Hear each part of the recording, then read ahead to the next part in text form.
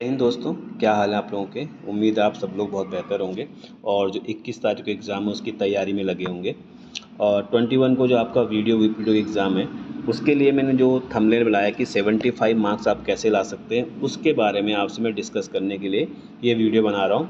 और इस ऐसा नहीं कि जो मैं आपको बताऊँ या जो बोलूँगा आपसे आप सभी लोग उससे 100% सहमत होंगे, लेकिन आप एक बार सोच के देखना, ठीक है ना। देखो, आज 14 अगस्त है और आपका अगले महीने 21 सितंबर को एग्ज़ाम है। अगर आप लमसम में देखें छुट्टी मिला के, तो उसके हिसाब से, ठीक है ना, मतलब आपके पास लगभग 35 डेज़ के आसपास है अगर आप राउंड फिगर में देखें। और इन 35 डेज़ में बहुत सारे लोग बहुत कंफ्यूज हैं। बहुत सारे बच्चे जैसे जिन पर जो भी हमारे साथ हमारे ये टेलीग्राम में जुड़े हैं या वहाँ पर बहुत सारे बच्चे बोलते हैं कि रणनीति क्या रहेगी, कैसे पढ़ाई करनी चाहिए, क्या क्या करना चाहिए। और अभी जो पुलिस कांस्टेबल का इतना टफ एग्ज़ाम हुआ था जिसमें 12th पास बच्चों से क्या है बहुत ही हाई लेवल, मतलब ठीक ठाक लेवल के क्वेश्चन पूछे गए थे और उसको लेके मैंने एक वीडियो बनाया था। तो कितना कट ऑफ रहेगा वगैरह उस चीज़ के हिसाब से अब आगे देखते हैं कि क्या स्थिति रहती है। लेकिन जो भी है जैसा भी है, आपके पास सबसे बेस्ट ऑप्शन क्या हो सकता है अभी एक महीने के लिए कि आपका वीपीडीओ का एग्ज़ाम आसानी से हो जाए। तो पहली बात मैं आपको ये बता दूं दोस्तों, इसमें ये जो वीपीडीओ का पेपर है ये थर्ड पाली प्रश्न 2021 का पेपर है, ठीक है ना। और इस पेपर का मैंने सिर्फ एक क्वेश्चन उठाया, वो भी रैंडमली उठाया है, क्योंकि जिससे आपको ये समझ में आ जाए कि पढ़ाई कैसे करनी है। सबसे पहले तो मैं आपको ये बताऊंगा कि आपको अगर 75 प्लस मार्क्स लेके आने हैं, ठीक है ना, अगर आपको 75 प्लस मार्क्स लेके आने हैं तो सबसे पहले आपको क्या करना चाहिए, जितने पेपर अभी तक हुए हैं उसकी मार्केट में कोई ना कोई बुक आती है। मेरे पास भी एक किसी स्टूडेंट का है जिसने मुझे फ़ोटो मतलब वीडियो का पेपर भेजा था, तो वहीं से मैंने लिखा था, उससे पूछा मैंने कहाँ से मिला, तो उसने बताया कि कोई किताब आती है नेगी करके, उसमें तो आपको ऐसी कोई भी किताब मिलती है जिसमें क्या है यूके एसएससी के पेपर हो, खासकर पिछले 4-5 साल के उन पेपर्स में। तो ये जो बुक है इसमें लगभग 60 पेपर होंगे। तो अगर आपने एक महीने में, ठीक है ना, देखो बहुत ही ईजी है, ठीक है ना, क्योंकि देखो आप जब आप ग्रुप सी की तैयारी कर रहे हो तो आपने, क्योंकि आपके पास कितने दिन हैं, केवल 30 दिन आपके पास हैं या 35 दिन लगा लो आप। इन 35 डेज में आपको डेली देखो, अगर इस बुक में 60 क्वेश्चन पेपर आते हैं, ठीक है, जो इतने पेपर हुए हैं उनमें 60 क्वेश्चन पेपर आते हैं।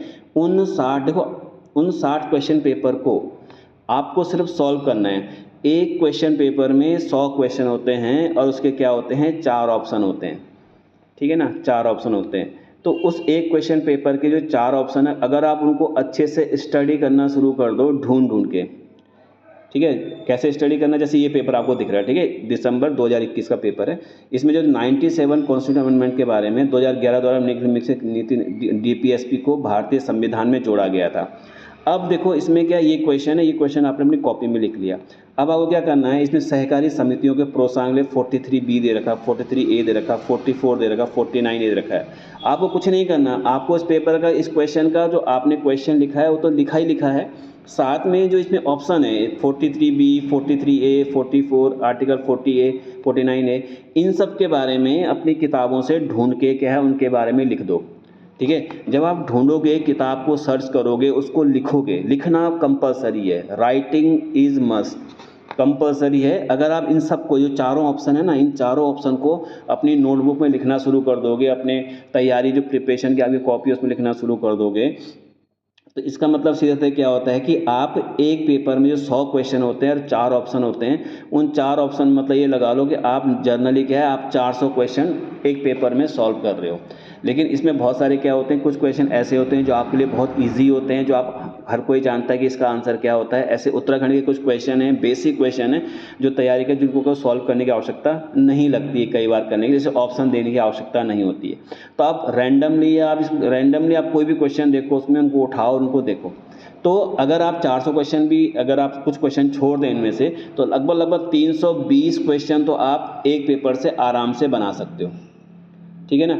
अब एक पेपर से अगर 320 क्वेश्चन बन रहे हैं, तो अगर आपने क्या है, आपके पास 35 दिन है और इन 35 दिन में एक दिन में आपने क्या 3 पेपर भी किए 100-100 नंबर वाले, ठीक है, 3 पेपर भी करे। 3 पेपर करना बहुत ही आसान है, क्योंकि आसान क्यों है, क्योंकि मैं उन बच्चों की बात कर रहा हूँ जो जॉब नहीं करते हैं, जो जॉब नहीं करते हैं या किसी प्रकार के अन्य चीज़ में इन्वॉल्व नहीं हैं। वो बच्चे जो सुबह से लेकर शाम तक केवल तैयारी कर रहे हैं और चाहते हैं उनका सिलेक्शन हो जाए, ये वीडियो उन लोगों के लिए है, ठीक है ना। तो इतनी बातों मेरे समझ में आ गई। आप पेपर लो, क्योंकि अगर आप इसमें के जैसे ये 97 अमेंडमेंट है, इसको पढ़ना अगर आप शुरू करोगे इसके बारे में, तो आप इससे रिलेटेड चीज़ें पढ़ना शुरू कर दो, ठीक है ना। इस रिलेटेड चीज़ का मतलब है 97th अमेंडमेंट पूछा हुआ है, तो आप 97, 98, 99, 100, 101, 102, 103, 104, 105, 106, क्योंकि 106 संविधान संशोधन हो चुके हैं, तो आप वहाँ तक पढ़ना शुरू कर दो। आपने 97 आए, ठीक है, 98 में क्या था, 99 में क्या था, 101, 100 में क्या था, 101 में क्या था,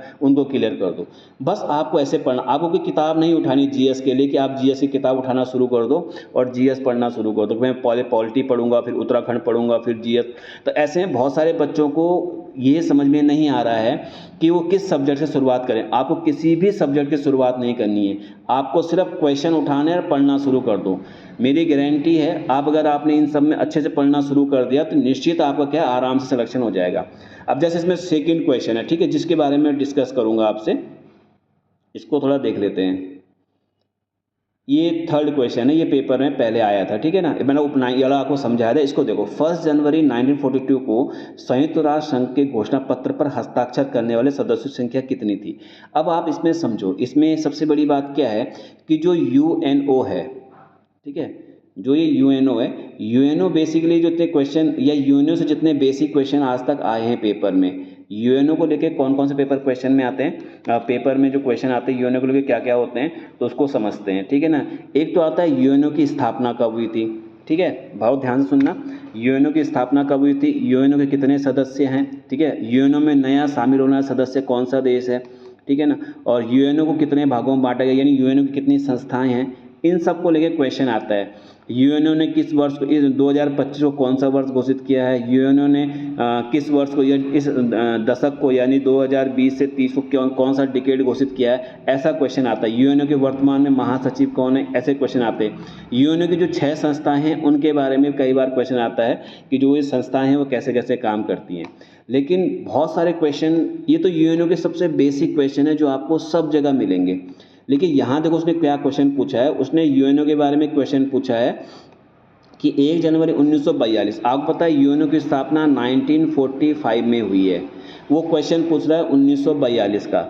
इसका मतलब सीधे क्या हुआ कि आपको यूएनओ जैसे संस्थाओं को, यूएनओ हो गया, आईएमएफ हो गया, वर्ल्ड बैंक हो गया, वर्ल्ड बैंक ग्रुप हो गया, ठीक है ना, और जो हमारा क्या एशियन डेवलपमेंट बैंक होता है, ठीक है, इस तरह की जितनी भी संस्थाएं हैं, इन सारी संस्थाओं को आपको नोट्स बना के डिटेल में पढ़ लेना चाहिए। ये सिर्फ इस एक क्वेश्चन के बेसिस बता रहा हूँ, ठीक है ना। और इस क्वेश्चन के देखो, इस क्वेश्चन को बेसिकली जैसे क्वेश्चन पूछा गया था, मैं देख रहा हूँ यहाँ पर, इसमें क्या लिखा हुआ, 1 जनवरी 1942 को संयुक्त राष्ट्र संघ के घोषणा पत्र पर हस्ताक्षर करने वाले सदस्यों की संख्या कितनी थी, ठीक है। अब इस सदस्य संख्या डिलीटेड बाई, इसमें लिखा है deleted by UK triple SC ने इस क्वेश्चन को डिलीट कर दिया, क्योंकि ऑप्शन में क्या 51 है, 50 है और 52 है, और उपयुक्त में से कोई नहीं, ऐसा ऑप्शन भी इसमें दिया हुआ। जब D option none of these दे रखा है तो आपको क्या है, इसको डिलीट करना चाहिए नहीं था, क्योंकि ये क्वेश्चन अंदर का क्वेश्चन पूछा गया। अंदर क्वेश्चन मतलब क्या होता है मैं आपको दिखाता हूँ। देखो, ये मैंने यूएनओ को क्या है कुछ नोट्स बनाए हैं, मतलब आपको ये समझाने के लिए इन चीज़ों के बारे में। देखो यहाँ पर, तो ये है यूएनओ की पृष्ठभूमि, आपको इस तरह से पढ़ना पड़ेगा। यूएनओ की पृष्ठभूमि और निर्माण, सेकेंड वर्ल्ड वॉर के दौरान मित्र राष्ट्रों ने आपसी सहयोग से धुरी राष्ट्रों से युद्ध लड़ा। अब मित्र राष्ट्र क्या हैं, धुरी राष्ट्र क्या है, ये आपको देखना पड़ेगा इसमें, ठीक है। अब जो अगला आता है इसमें देखो, 1945 में यूएनओ की स्थापना हुई, लेकिन हम इसकी शुरुआत कहाँ से कर रहे हैं, 1899 से। अंतर्राष्ट्रीय शांति कॉन्फ्रेंस का आयोजन हेग में हुआ, यहीं पर परमानेंट कोर्ट ऑफ आर्बिट्रेशन की स्थापना की गई है। 1899 1899 यानी 1900, और 14 साल बाद 1914 में प्रथम विश्व युद्ध के बाद, ठीक है ना, प्रथम विश्व युद्ध के बाद वर्साई की संधि, लीग ऑफ नेशन जिसे कहते हैं, राष्ट्र की स्थापना की गई। तो जो यूकेएसएससी है, ये जो मैंने आपको लिखा है ये एनसीईआरटी की बुक में है, ठीक है ना, एनसीईआरटी की बुक्स में आपको ये आराम से मिल जाएगा। कंप्लीट नहीं मिलेगा, लेकिन जो अन्य मैंने तो अदर बुक से भी लिखा है इसमें, या अदर बुक से भी आपको क्या है इन्फॉर्मेशन दे रहा हूँ, लेकिन आपको इसमें क्या इसी तरह की तैयारी करनी है, ठीक है ना। वर्साई की संधि आ गया 1931, जापान का मंचूरिया आक्रमण। अब सीधा सीधा क्वेश्चन है कि जापान का जो मंचूरियन आक्रमण कब हुआ था? इटली के द्वारा इथियोपिया को जीतना, हिटलर का चेकोस्लोवाकिया का अंगभंग कर हड़पने की, राष्ट्रसंघ की समाप्ति पर मोहर। तो कहने मतलब है ये वर्ल्ड हिस्ट्री का सेक्शन है और इस सेक्शन को आपको बहुत ही अच्छे से पढ़ना पड़ेगा। आपको वो जमाने गए या फिर वो समय गया कि आपको यूएनओ की स्थापना का वर्ष पूछे, या यूएनओ दिवस कब मनाया जाता है ये पूछे, यूएनओ का महासचिव कौन है ये पूछे। हो हाँ, ऐसा नहीं कि ये क्वेश्चन नहीं आएंगे, ये क्वेश्चन वो क्वेश्चन है जो हर कोई करेगा। बात समझ में, ये क्वेश्चन वो क्वेश्चन है जो हर कोई करेगा, लेकिन जब वो अंदर के क्वेश्चन पूछेगा तब आपका क्या है, आंसर आने चाहिए। वहाँ पर आपका कर लोगे अपने जो स्कोर है ऊपर कर लोगे आराम से, ठीक है ना। अब देखो उसके बाद 1931 में जापान का जो मंचूरियन सब लिखा, फिर सेकेंड वर्ल्ड वॉर के बारे में 31 के बाद 39 में सेकेंड वर्ल्ड वॉर शुरू हुआ था, तो रूजवेल्ट के बारे में अभी देखा ना आप, ये जो यूके पीसीएस इस तरह के एग्जाम होते हैं, यूपीएसएससी होता है, वहाँ पर वो वर्ल्ड हिस्ट्री पूछता है। तो रूजवेल्ट की 4 स्वतंत्रताओं की घोषणा, रूजवेल्ट में 4 स्वतंत्रताएं उसने घोषणा कब की थी? तो 1941 में अमेरिकन रूजवेल्ट ने युद्ध के उपरांत क्या विश्व की रचना के संबंध में बताया था कि अभिव्यक्ति स्वतंत्रता होनी चाहिए, धर्म और उपासना स्वतंत्रता होनी चाहिए, आर्थिक अभाव और निर्धनता से स्वतंत्रता होनी चाहिए, भय से स्वतंत्रता की बात की थी। तो वो एक पूछता है क्वेश्चन में कि रूजवेल्ट ने जो 4 स्वतंत्रताओं की घोषणा की थी उनमें से क्या शामिल नहीं है, ठीक है। अटलांटिक चार्टर क्या है, किसने इसके बारे में घोषणा की थी, तो वो सब चीज़ें आपको पता नहीं, अटलांटिक चार्टर किसे कहते हैं, फिर अटलांटिक ओशन में चर्चिल और रूजवेल्ट के बीच में ये सब बातें हुई हैं, प्रिंस ऑफ वेल्स के जहाज़ पर हुआ था। अब जो हमारा क्वेश्चन था कि 1 जनवरी 1942 को 26 मित्र राष्ट्रों ने प्रतिनिधि ने मानवाधिकार व सामाजिक न्याय को स्थापित करने के लिए सहमति बनाई थी। तो बेसिकली इस क्वेश्चन का आंसर 26 था, लेकिन हो सकता है आयोग ने इसलिए वो आंसर काटा क्योंकि वहाँ पर 26 वाला ऑप्शन नहीं था। दूसरा क्वेश्चन बिल्कुल क्लियर नहीं था कि वो क्या पूछना चाह रहा है, ठीक है ना। ऐसे चक्कर में क्या गड़बड़ हो जाता है। अब देखो ये 42 मैं लास्ट लिखा है, ठीक है, 1 जनवरी 1942। कहने मतलब मैं आपको क्या समझा रहा हूँ, मैं आपको ये समझा रहा हूँ कि यूएनओ की स्थापना जो 1945 में हुई है उसका एक सर्कल है, जो सर्कल धीरे धीरे आगे बढ़ रहा है, ठीक है ना। फिर तेहरान घोषणा पत्र आता है। अब देखो सीधा सीधा क्वेश्चन आ गया, तेहरान घोषणा पत्र का संबंध किससे? यूएनओ की स्थापना से। तो 1 दिसंबर 1943 को क्या हुआ था? तेहरान घोषणा पत्र हुई थी, घोषणा पत्र जारी किया गया था, ठीक है ना। इसमें रूजवेल्ट, चर्चिल, स्टालिन द्वारा घोषित हमारा समझौता विश्व में चिरस्थायी शांति स्थापना। क्या आपको पता है सेकेंड वर्ल्ड वॉर के बाद बहुत ज़्यादा नुकसान हुआ, तो इसलिए लगातार, क्योंकि वर्ल्ड वॉर 39 से लेकर 45 तक चला था, तो जो नुकसान था तो शुरुआत में होना शुरू हो गया था ना। तो निश्चित आपको क्या है, तेहरान घोषणा पत्र पता होना चाहिए। 1 दिसंबर 1943 का है। सितंबर 1944 देखो 43 और 44, ठीक है ना।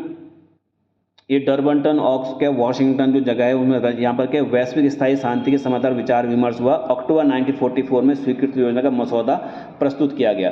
तो जब आप इन सब बेसिक चीज़ों को पढ़ोगे, फिर इसमें जो है 25 अप्रैल से 26 अप्रैल 1945 को क्या है सैन फ्रांसिस्को में सम्मेलन हुआ। 51 देश में शामिल हुए थे। देखो 25 अप्रैल से 26 जून, यानी पूरे 1 महीने तक चला था ये अप्रैल मई जून, 2 महीने के आसपास 1945 में 2 महीने तक क्या है जब इन लोगों के बीच में क्या हुआ था, 51 देशों के प्रतिनिधि शामिल हुए थे। यही संयुक्त राष्ट्र संविधान अंतर्राष्ट्रीय न्यायालय अधिनियम तैयार हुए। तो ठीक है, ऐसा क्वेश्चन 24 अक्टूबर 1945 को संविधान लागू हुआ और 24 अक्टूबर संयुक्त राष्ट्र दिवस के रूप में मनाया जाता है। 10 जनवरी 1946 को यूएनओ महासभा की प्रथम बैठक हुई, ठीक है ना। तो जब आप यूएनओ को इस तरह से तैयार करोगे अभी से, ठीक है ना, पेपर की तैयारी के अभी से करोगे, तब जाके आपके आंसर सही होंगे इसमें, ठीक है ना। तो कुल मिला के मैंने आपको सिर्फ समझाया यूएनओ कैसे पढ़ना। इसमें यूएनओ में बहुत सारी चीज़ें आती है। इसमें जैसे नोबल मेयर प्रिंसिपल क्या है, या नोबल मायर प्रिंसिपल, MAIR मायर प्रिंसिपल क्या है, ठीक है ना। अब नोबल मायर प्रिंसिपल का संबंध किससे है, तो जिसे पता होगा कि यूएनओ के अंदर चीज़ें पढ़ी जाती है, वो यूएनओ के जो यूएनओ के जो मुख्य उद्देश्य हैं वो क्या हैं। तो कहने मतलब है अगर आप इन सब चीज़ों के बारे में, यानी इस ऑप्शन के बेसिस पे, क्वेश्चन के बेसिस पे जब पढ़ना शुरू करोगे तो आपका सिलेबस वैसे ही कवर अप हो जाएगा। आपको किसी सिलेबस, किसी मतलब एक पैटर्न की आवश्यकता नहीं है। आप इन पेपर को सॉल्व करो, क्योंकि ये सिर्फ आपके पास 1 महीना रह गया। अगर आप नए हो, नई चीज़ें, नए बच्चे हो, नई तैयारी कर रहे हो, तो आपको कम से कम 1 से 1.5 साल का समय लगेगा, ठीक है। 1.6 ईयर के बाद या 1 ईयर के बाद अगर आप बहुत अच्छे पढ़ाई में बहुत मेहनती करते हो, आप 8 घंटे डेली पढ़ाई करते हो 24/7, यानी कि आप 365 दिन में 8 घंटे पढ़ाई करते हो, तो निश्चित आपको क्या है विदिन 1 ईयर के बाद आपको ये वाला पोर्शन करना है। क्योंकि देखो बेसिक नॉलेज होनी बहुत जरूरी है। जैसे जो 5वां क्वेश्चन है, देखो 5वें क्वेश्चन में क्या है, उष्णकटिबंधीय वन कहाँ पाए जाते हैं, वर्षा वन कहाँ पाए जाते हैं। अब जैसे ये नहीं पता कि जो सब ट्रॉपिकल रेन फॉरेस्ट होते हैं, ठीक है, उनको एवरग्रीन फॉरेस्ट भी कहते हैं। जब ये उष्णकटिबंधीय वर्षा वन के बारे में क्या पेपर में आता तो आपको इसको क्या है पढ़ना पड़ेगा। अब जैसे मैं ये गंगा का मैदान ये सब चीज़ें दे रखी, तो इसको आपको अंदर तक पढ़ना पड़ेगा।